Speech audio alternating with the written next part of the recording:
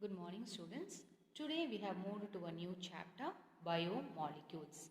Whenever there is a term bio, it indicates life, correct? Life or living is bio.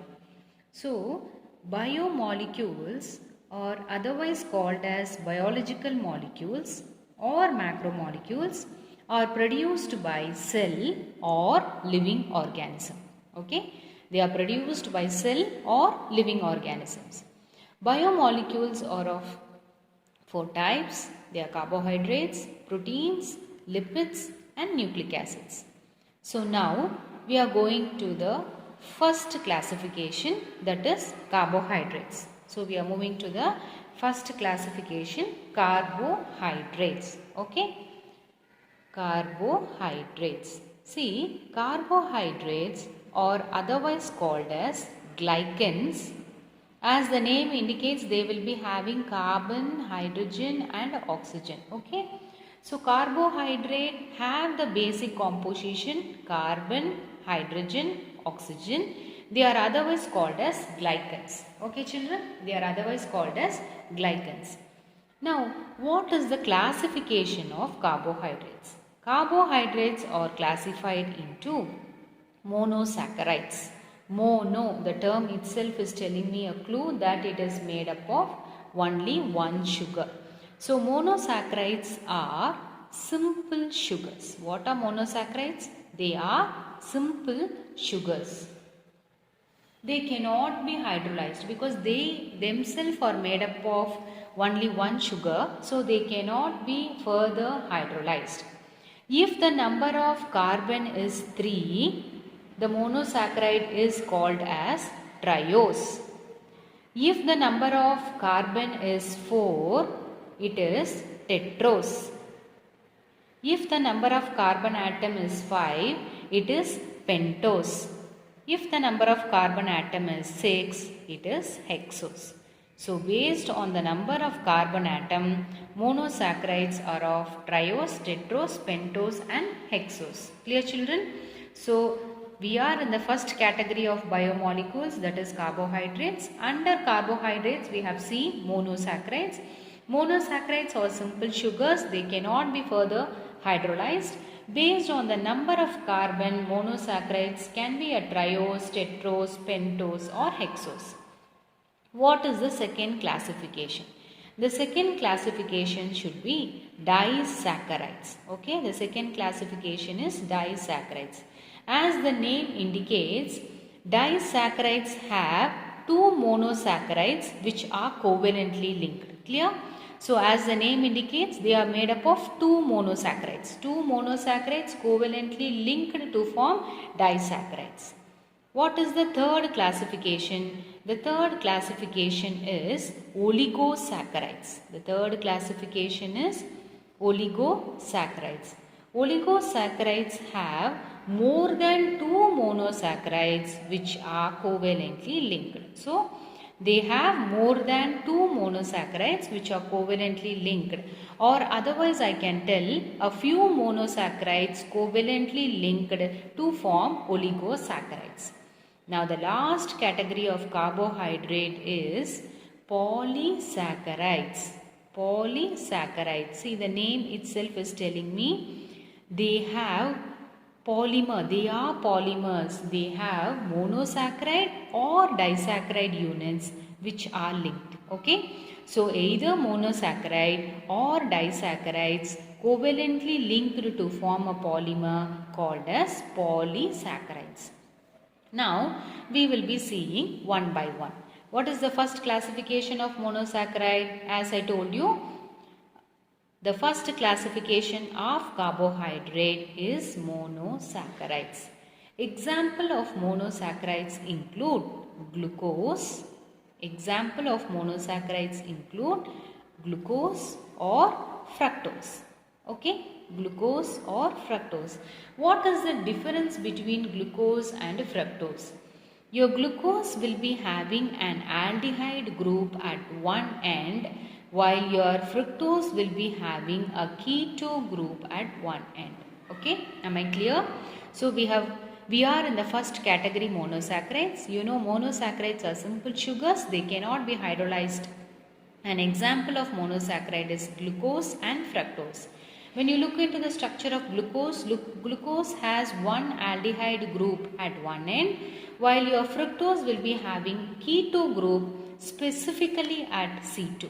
Okay, it will be having a keto group specifically at C2. Now, let me draw the structure of glucose. So, you know the formula for glucose, right? C6H12O6. Okay, now carbon 1, 2, 3, 4, 5, 6. Done. Now CH, since I told you they will be having an aldehyde group at one end, I am going to draw aldehyde group here. Done. I have drawn my aldehyde group here. Now let me fill the remaining HOH, H, I can draw OH, H, OH, then HOH, last one will be CH2OH. This is the structure of D-glucose. Okay, this is the structure of D-glucose. Done. Now let me draw the structure of fructose. So fructose is also D-fructose. We know why it is called as D-glucose and D-fructose. We have learnt about dextrorotatory, levorotatory. Now let me draw the structure. As I told you, your fructose will be having a keto group at carbon 2. I have drawn my carbon 2 and I have drawn a keto group. Done, children. Now third carbon OH, H, 1, 2, 3. Fourth carbon HOH. Fifth carbon HOH. And the last carbon CH2OH. Now this is the structure of fructose and this is the structure of glucose. Now I have designated a D-glucose and a D-fructose. Done. Suppose if I want to designate the monosaccharide as D and L. So what I mean to say in D and L? They are rotating the plane polarized light towards dextrorotatory or levorotatory. So specifically in monosaccharides, your D and L designation is based on the configuration about a single asymmetric carbon atom. Clear? So in case of monosaccharides, okay, the designation D and L will be referring to the configuration around an asymmetric carbon atom. You know what is an asymmetric carbon atom? Carbon surrounded by 4 different groups is called as asymmetric carbon. So I have told you D form and L form. Let me draw the structure of glyceraldehyde. You know aldehyde group should be present, right? Now CHOH and this is CH2OH. What is this structure called? This is D-glyceraldehyde. Okay. Now, what is L-glyceraldehyde, children? It should be CHO, then COH, H, then CH2OH. What is this? This is L-glyceraldehyde. What is this? This is L-glyceraldehyde. So I can tell they are the mirror images, right? We have seen about isomerism, optical isomerism, etc. So this is D-glyceraldehyde and this is L-glyceraldehyde. What is the difference between D and L? The second carbon atom has its configuration, that is OHH and HOH. Done. Now let me go into the structure of glucose again to tell more about our D and L configuration. Now consider a sugar molecule having more than one chiral center. You can take the typical example as D-glucose. Why? Because in D-glucose you have more than one chiral center. So here the carbon which is far away from the aldehyde group. Now this is the structure of glucose. The carbon which is far away from the aldehyde group. My aldehyde group is here, right? The carbon which is far away from the aldehyde group, and because of this OH, I can designate this as D-glucose. Now, how to draw L-glucose, children? How will you draw L-glucose? See, L-glucose will be exactly same like this. I need to change only the configuration of fifth carbon atom here. So, let me help you in drawing one more time. Now, the structure which I am going to draw is L-glucose. Okay? The structure which I am going to draw is L-glucose. How will I draw L-glucose? As you know, the formula will be C6. 1, 2, 3, 4, 5, 6. Done. I should draw an aldehyde group, right? So I have drawn an aldehyde group and I'm start filling the other atoms around the asymmetric carbon atom, and this can be OH. And now here comes the difference between your dextrorotatory and levorotatory. Am I correct? I have drawn 6. 1, 2, 3, 4, 5, 6. Done.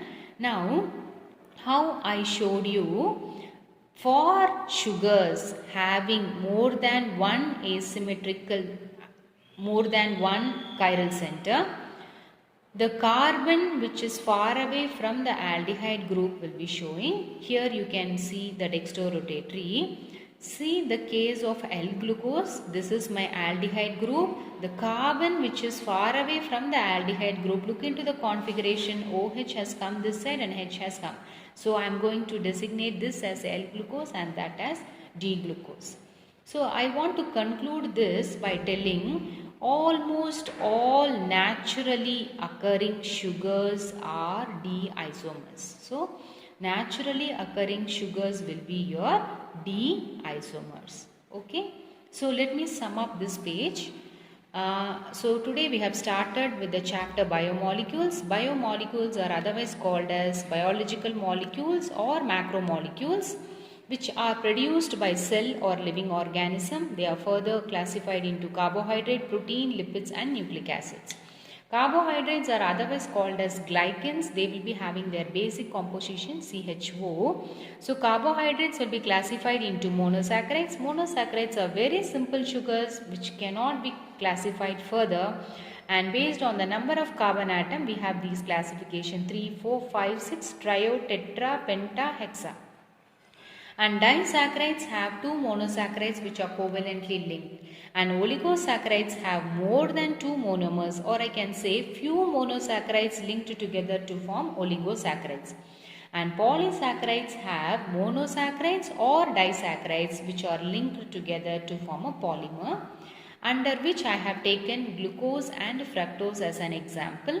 Glucose is having aldehyde group and fructose will be having keto group, specifically at carbon 2. So I have drawn the structure, and this is an example for D-glyceraldehyde and L-glyceraldehyde, the second example.